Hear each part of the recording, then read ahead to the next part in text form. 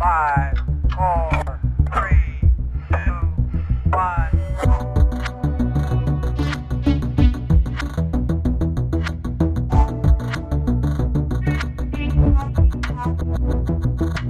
Welcome to this week's edition of the EUVC Lowdown, the show that wraps up the week in European venture with some of the key people making the headlines. Joining us today, we have quite the roster. We have Tilen Tralnik, from the founder and CEO of Juicy Marbles, Boris Mushalak, GP of Smock Ventures, Dan Bauer, GP of Superseed, David and Andreas from the EUVC team, and I'm your host, Kathy White, founder of CEW Communications. We have quite a lot of content that we want to get through on this week's show. There's been a lot of stuff going on in European venture. It's quite a juicy conversation, hence bringing on Juicy Marbles as well. Before we get into it though, Tilen, give us really quick elevator pitch. Tell us about Juicy Marbles. So Juicy Marble is a designer, manufacturer, and seller of whole cut plant-based meat. Our first product was a filet mignon replica, and now we just launched a whole tenderloin, which you can use for your holiday roast. Ooh, okay, that sounds delicious. We're gonna get into what's going on in the alternative meat part of the industry later.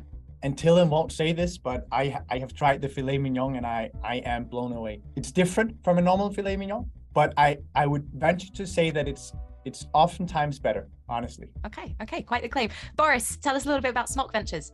So Smock is a US, Polish, or Central Eastern European venture capital firm investing in early stage startups in the region, in Central Eastern Europe region, mostly focused on software and gaming startups. Awesome, thank you. Now I'm going to bring the first topic to the table, and I want us to defrost Slushgate, which Andreas is very much trying to coin. So as a quick kind of recap, so European conference Slush came under fire over the past week after awarding a €1 million prize to Immigram, which helped tech talent relocate to the UK. The investment was going to come from 5 leading international VCs: Axel, General Catalyst, Lightspeed Venture Partners, NEA, and Northzone. However, there's been a flurry of criticism over the award, with many arguing that Europe's tech scene shouldn't back companies with any Russian ties. I'm stealing a little bit of information here from an article written by Zosia at Sifted, but in the article, she does share the statement that Slush put out a few days later, which was: in light of new information on the extent of the Slush 100 pitching competition winners' operations in Russia, Slush has decided to revoke their win. Slush has requested the participating funds, who are currently going through their individual assessment, pull their investment on Immigram. Like I've said already, Sifted covered it. It's been covered elsewhere. Mike Butcher's been talking this up on the TechCrunch side. And this brings us to Boris, because Boris, I think you were one of the first to react to what had happened before Slush even had a chance to think about revoking the investment that was up for grabs with the competition. Just to quote you direct from your LinkedIn: "Wow, this is such a PR fuck up. Awarding a major European startup award to a Russian team that helps Russians escape Russia as a consequence of Russia invading Ukraine while Russia was shelling the country at the same time." Boris, do you just want to kick us off? Take us back to writing that post. What was going on? So I actually got the information first from my Ukrainian friends. I've been seeing on Twitter, and I've been seeing some outrage, starting to happen on LinkedIn. It didn't get as much attention as it should have, but I kind of got it. I was started reading about Immigram, what Immigram is, what their founders are, what have been they saying for a while. And after doing some research, I was equally outraged as my Ukrainian friends. So I decided to do that post, maybe hoping that this will bring some issue to bring some people to the issue. Awesome. Dan, I'm going to bring you in on this, because obviously we've got 5 very well established and known VC funds involved in this as well. What are your thoughts? I dare say they were sponsoring the event, and I dare say they might have had some play in the judging, but it's one of those things that I imagine would have been absolutely ignored along the way, because it's a UK registered company. CEOs lived in the UK for 7 years. They don't just serve Russia, they serve other countries. They serve India and the States and other countries across Europe. So I can see, on one hand, on my left hand, I can see why this just trundled through and nobody really thought about it, because startup is inclusive. So just because there's a Russian founder, they're not Putin's left-hand woman, it just happens to have a Russian passport. So I can see why this trundled through, and it was all fine, and I can totally, on the other hand, see the backlash through the optics, because I don't know where the line in the sand is, where you go, they are serving Russia. Is that the line in the sand? There is something that is serving Russia. And I think we were talking before, Kathy, about they have a team in Russia, they have an outsourced team in Russia, although I think I'm right in saying they make them relocate, or I'm not sure that's even possible now, but to outside of Russia, but they have a Russian commercial link. So is that the line in the sand that you draw? Possibly, but That's the left and the right hand. But regardless of all that, the optics are just fucking awful. Yeah. And I don't like this kind of cancel culture, wokeism, nonsense stuff. And so I'm feeling an essence of that here. But I get it. I get, and I think they've withdrawn and someone correct me if I'm wrong, they've withdrawn on the basis that there is a commercial connection to Russia, which I think is fair. But I think when on the optics side, I'm always like, let's be fair and reasonable and make judgments for the right reasons. And if enough Ukrainians were upset, almost it's like it's their judgment call. Like the female founder stuff, females need to make that call. The minority founder stuff, the minority founders need to make that call. And if effectively the Ukrainians are really pissed off with this, and that's my mark in the sand. Yeah, it's interesting. I think one of the things that came out after the award and before Slush pulled the money was that even with the roles that the company roles which were remote for them, but actually they were for an office based in Moscow. Right. So it was all. I think there's a few things. So there's like definitely, if this was a UK startup with a Russian co-founder doing whatever and they won, I don't think anyone would be pissed or anything. It's like it's completely fine. Like I draw a line a bit earlier. So to me, right now, if there is a Russian founder in any startup, I need to see them condemn the war. I need to see them on LinkedIn, anywhere publicly, condemn the war and condemn the war before 2022, because the war started in 2014. So if they have condemned the war after 2014, I'm good. If they left Russia or they've been trying to help, like they need to actually prove to themselves, to the world, that they are against Putin and against what's happening in the country. That this is where I draw a line. I understand where people draw a line elsewhere, but I wouldn't invest in a Russian founder right now that did not do that, or that started to be anti-Putin when Russia started, losing the war late in 2022, joining the winning party. So, and kind of seeing how the world reacted. So that's where I draw the line. But because I wouldn't like to look at the nationality of the founders. I generally try not to do it and try to be super, super inclusive.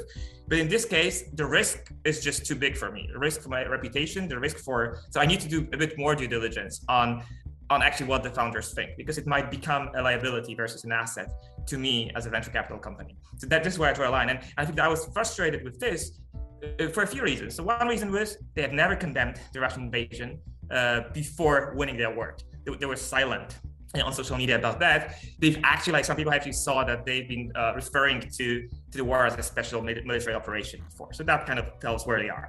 Then they've been hiring in Russia, and the guy's been living in Russia across the whole time. So there's a lot of Russian founders who are now in Georgia, in Serbia, but usually they are there because this is the only way for them to. They didn't choose to do it; they chose because the sanction came. So to me, that's also taking a stance, not being vocal about what's happening. And then what the startup does, obviously they've been a startup established before the war, and they benefited a lot from the war. So after the war started, most of the customers, actually what they said in a lot of the press releases, also quoted a lot by Russian Forbes, is that most of the customers were coming from Russia. So most of the customers, the new signups were coming from Russian people trying to escape and get to the UK. So I think generally, both how they ethically behave and also the optics of it was just outrageous to me. I agree, Boris. I agree with everything you just said, and you've added some more light for me. So thank you. One counter: isn't it a good thing to get smart people out of Russia? Yeah, I would say long term, very bad for Russia, but good for the totalitarian regime in Russia, because they're getting away the people who potentially could be dangerous to them. If this is the people who oppose the system. So how all of those totalitarian systems came down, and especially Polish system, how they came down, is that people did not leave Poland. They stayed in Poland and they fought. And when there was an outage, they went to the streets and they stayed as long as the government collapsed. And that happened in Ukraine, that happened in Czech Republic, that happened in all the Eastern European, in Ukraine, obviously a few times, and recently successful. So that's how you break down the regimes, not by leaving. If you leave, you give up, and that's what the Russians did, and that's what the Belarusians did. So it's good for UK for sure. I think the country that benefits the most is the UK, and obviously the innocent people who just want to live. I was thinking, well, I want really smart people to leave, so there is no intellectual engineering startup capacity. I know it's not that binary, is it? But if you're a totalitarian regime, you want the smart people to leave because the smart people are your opposition usually. Yeah, that's a really good point. It's interesting, right? Because as someone who's far away from the conflicts, and the country, then I think we as Westerners might think of it as bit as, there's a war going on, and if we can get their smart people out, then that's good. and obviously it is in terms of winning the war. But the bigger picture, as you say, the long-term picture of saying, well, there need to be people that are informed and who have the capacity to actually go up against the regime. If they leave, then we'll never change. And then, yes, we might win the war, but we'll still have a Russia that is crippled and who's, the only people left are the ones that for some reason have not seen that there's an issue going on. There's a risk of Russia. There's a risk of Russia becoming kind of like North Korea. So there is basically only there's no way they say no, but it's just way more dangerous than North Korea being, a much bigger economy and much bigger, potential to be dangerous. I'd love to ask you guys a question coming back to more the venture industry, because at least when I saw the commentaries or comment threads on the different posts on this on LinkedIn, it kind of tended to err towards being Slush doing cancel culture, Slush is, hurting a founding team that's all about, getting talent out and all those arguments. So for me, it has my LinkedIn at least has seemed to be more full of people that were supporting Immigrant's case than the Slush side. But then at the same time, I also had the thought that the majority of the names looked a little Russian. So I've seen it the same when Russia invaded Ukraine. Most of the Eastern Europe was outraged, and most of the Western world was, whatever, it's happening, we don't care. So that's how it just is. If you're closer to the situation, if you feel more endangered by this, you just can, tend to be, more suspicious and also like more sensitive to those things. And this was basically a slap in the face of the whole Eastern Europe. Again, it's all coming back down to optics, but the handling of the situation. So Slush, I think they did do the right thing from a PR point of view with pulling it. The company Immigram actually put on their own social media a few minutes before Slush pulled the funding that they had decided to not take it. So there was also a bit of a quick, let's cover our asses, how do we handle this, which I totally get as well. I'm kind of still waiting. I haven't really seen very much from the 5 VCs involved. I don't know if anyone else has seen anything. No, I haven't seen anything. Just let me get this straight. Nothing against those co-founders of Immigram. I don't know them personally. They might be great people. It's more about the optics. And if it was a gambling company that won, probably they do worse stuff than those guys. I don't want to go deep into what the startup does. There's ad tech, which is not necessarily making impact on the world on the positive side. So I wouldn't really go all the businesses need to be impact businesses, right? It's more about the optics and how this whole thing looks like. That's the most important thing, I think, for Slush. And the fact that they did that statement, I think that didn't help them. Now everyone hates them, both those. It's probably their death knell. I don't know their cash flow position. Maybe that whole placement recruitment play is quite cash rich, but it's possibly their death knell. We shall see. On that note, I'm going to move us on to chew on another conversation. I hope you enjoyed what I did with my special words then. We're going to talk about meat alternatives, guys, which is why Tillin has joined us on the show. So meat alternatives, we're going to talk about the state of them right now and the future. And this is coming from a New York Times article that's come out very recently. The title of that the article, is Beyond Meat is Struggling and the plant-based meat industry may have some worries. So everything, especially I think a few years ago, felt like it was growing a lot. There's, really, really good signs in the market, and now it's slowing down. Tillin, juicy marbles, can you tell us a little bit more about what's going on in the state and future of meat alternatives? Sure. So I'm just old enough to remember the dot-com bubble. Not impacted by it, but just observing it, using dial-up internet to see which website still works and which fell down. That kind of old. I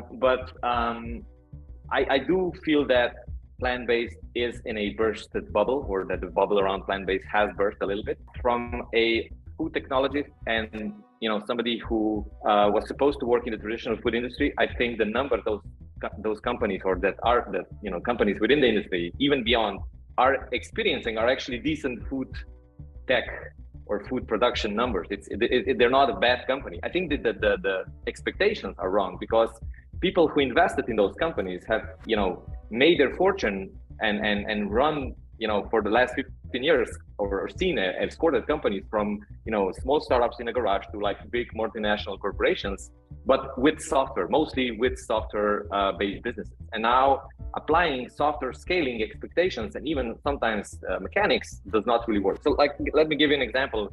And this is like based on my personal observation and talking to our advisors from the food industry and reading some books. What has happened? So, most of the people from the industry would say they did a classical mistake of buying distribution, which means, you basically aggressively spend money to get into more and more and more stores, but you're not careful on what the so-called velocity. So how many items per week you're actually selling. So like, you can increase your revenue by just going into many, many, many stores, and then, your revenue will increase, but you will have, zero velocity or slow velocity, what it's called in the industry, and your bottom line then just looks crappy, and even the revenue starts falling quickly. I think they did it this way because of two reasons. One, they were well funded, and the expectations of the investors were like that. And the other thing is true food corporations also do it this way. Like they assign, let's say 10, 50 or whatever million of dollars to a new line that they launch. But the difference is they have, 10 shots like that per year or 50 shots like that per year, and they can just launch, wait if there's traction, and then either kill the product or push it more, right? For a startup, that does not work. We have to basically build our revenues from a healthy, let's say, more local core and then expand, which is hard in light of the expectations of investors and founders in the last 3-4 years. I'd love to bring Dan and Boris on here and hear your take on this industry, as a whole, right? I know it's not where you do most as an example, Dan, but I'm sure that you're also thinking about it, because I know that you're also, just as me, quite thinking about what's going on the impact scene, and we do want to save the world. So I'm curious to hear your take on this, and where you see the whole trend of plant-based meats and food meat alternatives and so on going. So as a vegetarian, I'm optimistic about this, because that means more people who eat meat will stop eating meat. I'm not really looking to eat that stuff, because I don't eat meat because I don't like the taste of it as well. Like it's kind of in my head already. So, but I feel that one of the main reasons why people cannot switch to vegetarianism or being vegan is that they just love the taste of meat, and they also the value of meat that it brings to their diet. So if you can, obviously a big supporter of the movement, and hopefully we can eliminate that once and for all, forever. That's my hope. I think I always feel weird when I walk into a supermarket and I see vegetarian bacon or vegetarian sausage or vegan sausages. It just feels like a weird thing, because my wife's vegan and we are vegan veggie blended family, and it's just, although I do eat meat, but not as often as I did. It feels like a weird thing. So having gone through that journey, when I walk at why do I want to be vegan bacon? Why should? So I guess my kind of immediate challenge is, why do we need filet mignon? I get there's this this kind of transition piece where you've got to get these ridiculous, mainly American meat eaters where they eat their own body weight in meat a day or whatever the stupid stat is. But how do you? It's kind of like we should be focusing on non-processed, non-grown, other things that are the healthy version. So it feels like this is a transition piece to me, where it is. The whole making it look like meat is a generation or a decade, but actually just eat the freaking leaves. So I have a few replies on this. So you guys represent the two groups of people that I think we should not be marketing to, right? Vegetarian that does not like meat, the taste of meat, you already did your job, you're eating what you should be eating, fine, go, right? And a meat eater that does not want to look for alternatives, right? Again, a group of people that does not interest us. But our research shows that there's about 50% of vegans, including myself, who still like the experience of meat. So, for example, I gave up meat not because I did not like the taste. I gave meat because of how it's sourced and what has to happen for me to eat meat. So, having a product that recreates the experience with less harmful towards the planet, towards my health, experience, that's something that attracts me. And then there's also on that point, just quickly on that point, how much carbon is there in the process, or how much process is there in the process around? What is the impact difference, I guess, is my question. So if you get a steak and you get your fillet, what is the impact difference? Just so that people understand the difference. So there's we can go through the carbon emissions route, and but then there's okay, so our footprint is 2.9 or something, but then, which type of beef you take is also very important, because you can have, grass fat, regenerative, blah, blah, blah, blah, blah, and you can have your average USDA prime or whatever. And there's huge differences in the impact those things are having. What are the numbers there? If you should just drop them. The lowest number is actually like the ratio we're working with, like day to day, is like we are 10 times less. That's like an average on the meat side and an average on our side, and the difference of the averages is about 10x. But there's one like even more simple way of looking at it, like a cow, for it to grow 5 grams of protein that you can eat, it has to consume 100 grams of protein itself, right? So it's a really bad a machine with really bad efficiency. And if we take out this machine with bad efficiency and just use it like that, the plant protein straight, then we have higher efficiency.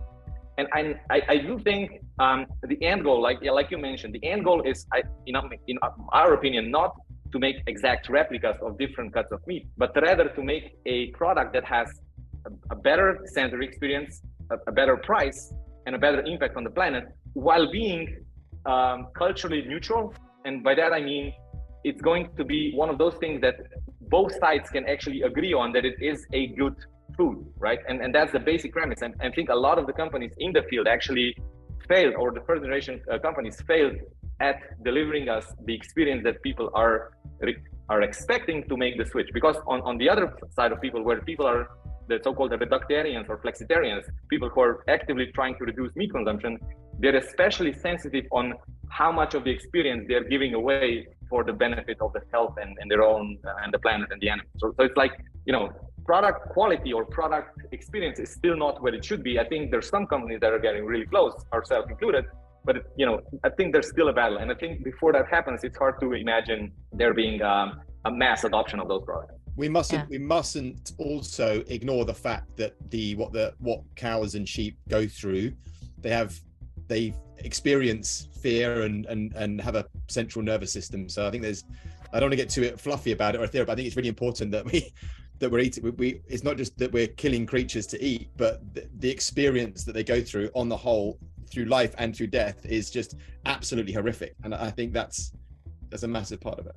I agree with you, but then you both guys said you are like, vegetarian, which implies you're still eating meat, dairy products. I would argue that industry is even more cruel than the meat industry is. We mainly eat alternative dairy, but you're right. I mean, I put them in the same bucket. I'm sure I'll get that wrong, but I agree. Yeah, before we go to the next topic, just while you're talking, I think I am your target market. Great. In terms of what you do. Yeah, no, so I'm going to have to find your product in Spain if it's there in one of the vegan shops. There's a few that kind of import things. I don't know where the product's available. We order it online, right, Dylan? Yeah. For now, it's only online, and there's a growing number of restaurants who have it. Okay. Drop me a line and I can show you around. Awesome. We're going to start this new podcast with EUVC where we just review food. It's going to be delicious. Yeah, I am up for that. I love that. It's the food tech podcast. Food tech podcast, PC dinners. We just try lots of different things. Should we do that? I'm on the site now, ordering it now. So if I can get it, I'm in. I'm good. And you will be amazed. You're in for a real treat. I am a former bodybuilder. I have fucking huge friends, and I've served them this, and they loved it. That's just like one final thought. Like bodybuilders are people who are really into like lifting weights for whatever reason are actually really into our product, because the protein content is quite high. It's actually the same as beef. So like if you compare this to a protein powder, it has definitely a lot of sensory advantages. Awesome. Okay, now really quickly, conscious of time, guys, I want us to squeeze in one more topic before we wrap up the show, and we're running tight on time. Mr. Dan, you got yourself in a bit of fire this week, didn't you? You want to tell us what happened with LinkedIn and talking about founder salaries? Yeah, it wasn't the first time. It won't be the last time. I thought this would be incendiary. And the original post that I wrote, the original article that I wrote, I topped it with, I think this is an emotive, semi-incendiary topic, but I didn't realize that it would quite go to the extremes that it did. Money is energy. VCs have lots of money, and therefore they are the ivory tower, and founders are living on ramen noodles on friends' sofas, so they have no money. And obviously I'm generalizing to lose friends. So there's this energetic disconnect. So I'm naturally going to be a target for some of the vitriol that was sent my way, which I accept, and that's fine.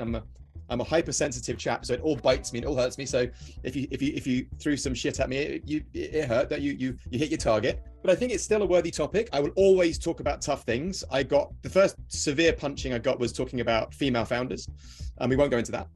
But on the founder salary piece, we had a very specific case where a founder wanted a very high salary with one client in early seed at inception, and that to me is difficult. And he wasn't being greedy. He wasn't being. There was no worth conversation. It was a need conversation, not a want conversation for him. But I think there needs to be a balance and an aligned interest and an aligned strategy in the earliest days. And I'm talking about just out of nappy startups where the founding team, whose salary, if you like, is in future. His salary is in equity in the future. So you're putting a little bit on the line to say there's something in this and I'm going to earn a shed ton of money further down the street. So he wanted a very high salary, got 3 kids, lived on a very high salary. And so what we tried to do was structure a deal, which was a tranched investment to buy back some shares temporarily to try and bridge that gap. And I wanted the conversation to be around clever structures, around how investors can get smarter with founders, because I don't want my founders to struggle. I don't want them to not feed their kids. So there's this common misconception that it's a power play.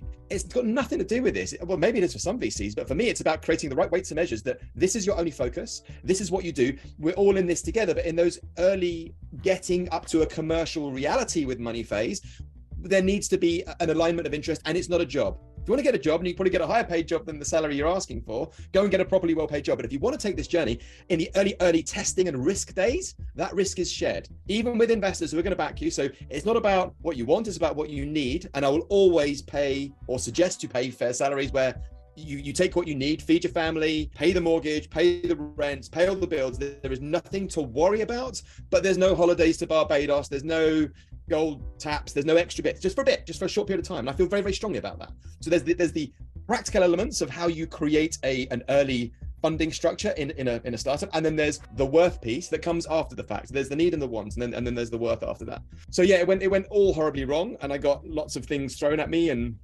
I'm an insensitive, unempathetic prick, and so I ended up deleting that post and then posting something the next day which tried to frame it and make sense of it, and also say that there's a positive outcome here and we're re-engaged and we're going to be talking like this way and I'll share everything. And then everyone went back straight into the content again, which is fine because that's what social media is all about. So yeah, so that's where we're at. But like I said, I'll continue to post difficult topics. I think founder salaries is something we should do in a different format. We should do in this kind of format, or some kind of more interactive where it's not just keyboard warriors slinging shit. So I don't think maybe LinkedIn was up, but maybe it is, maybe it isn't. I don't know. But I think we can do more on it. And I think there are very practical ways to solve the problem. It's not really a problem. It's just an emotional thing that people react emotionally to. The actual practicals around founder salaries are very, very, very solvable 99.9% of the time. Yeah, it's interesting. I think I'll double check this. Maybe I'll find it, Andreas, and you can whack it in the Lowdown newsletter. But I'm sure Sifted have done articles where they break down data wise what founders on average are paying themselves at different stages in the startup journey. But there's a challenge with that. I always find a challenge with aggregation. It's like saying house prices are going up or house prices are going down. If you look at Richmond in southwest London, they've never had a recession. So I think you have to look at it on a very, very, very individual basis. And it has to be needs-based, not wants. Yeah. And there is always a structure. We got really clever with buying some of his shares back on a temporary basis to fill the salary gap.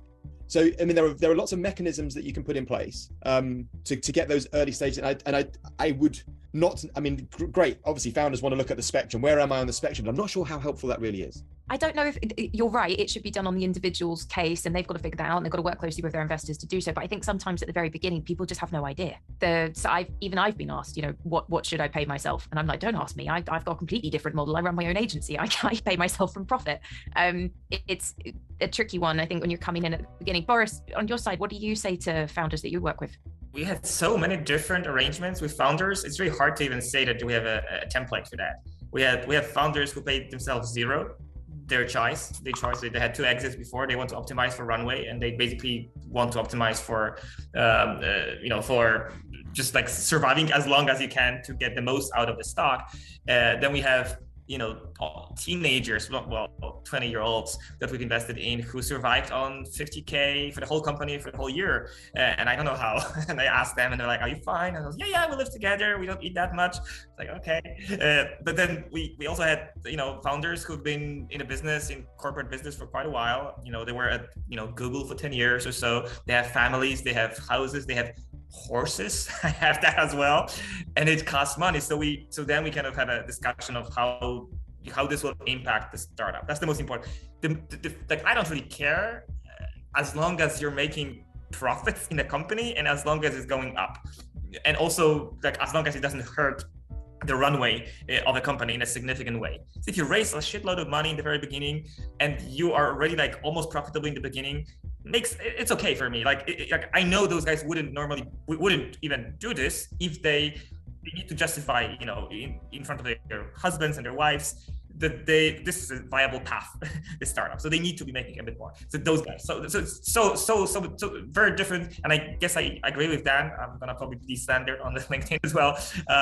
It's very need based. Like, it's not about, oh, I would love this salary. Then yeah, go to, well, I wanted to say go to Google, but Google is probably firing right now. So but you could, you know, usually as an engineer, you could get a good salary. I think right now is a good time to talk about it, actually, because the runways are shortening and it's gonna be like, it's not as cool as it was 2 years ago. So we have to be looking even more thoroughly on this topic and be very, very frank with the founders that most likely there will be points in your career as a founder that you will not pay yourself at all.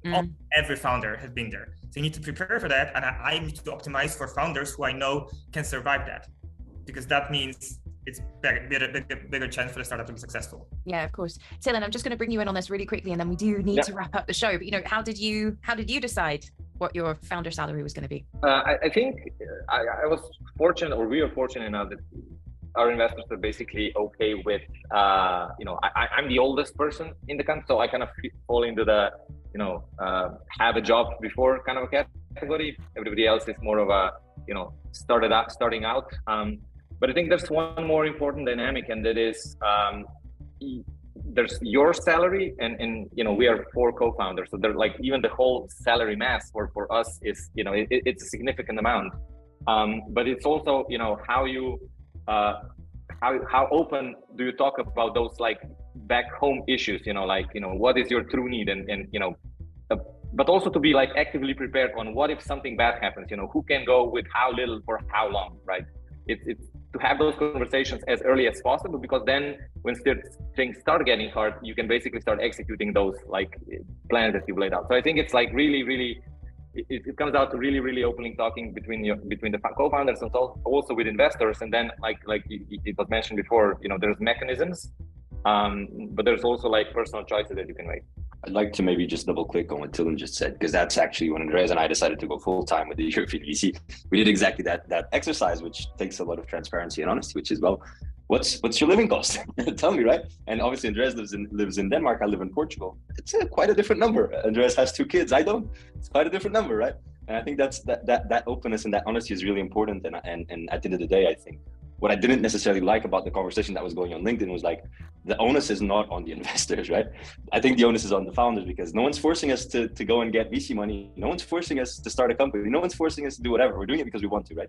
I think that part of the onus is on the founders of understanding, okay, do I want to do this, and how bad do I want to do this, and what am I willing to do, and what am I not willing to do? And then from there, understanding, okay, is this a business case that makes sense to a VC investor? As an example, Andreas and I never wanted to raise from VCs because doesn't make sense. It's not a business for VCs. We love VCs. We want to serve VCs, right? But we don't want their money. And I think that takes, you know, you need to know the business to know if it makes sense. So that's what I didn't like about the discussion, that I felt that many people were like portraying founders as, you know, little poor founder, they need money to survive. Well, you're not forced to be a founder. You can always get a job. I think that's a good note to end on, if you're okay for me to wrap up this week's show, because I know we are going over time. There's been lots and lots and lots of things to get through. It's been a very interesting conversation. It'd be good to hear what you think. If you've listened to today's show, join in. We'll all be on Dan's LinkedIn the next time that he does a post, and I'm sure you can jump in with whatever your thoughts are. But that's it. So go to EU.VC and sign up for the newsletter, The Lowdown, if you haven't already, where we continue the conversation. And we'll also be posting on LinkedIn the latest funds that have raised, as well as our Who's Hiring section, plus a lot of gifts, memes and emojis. And we'll see you next week.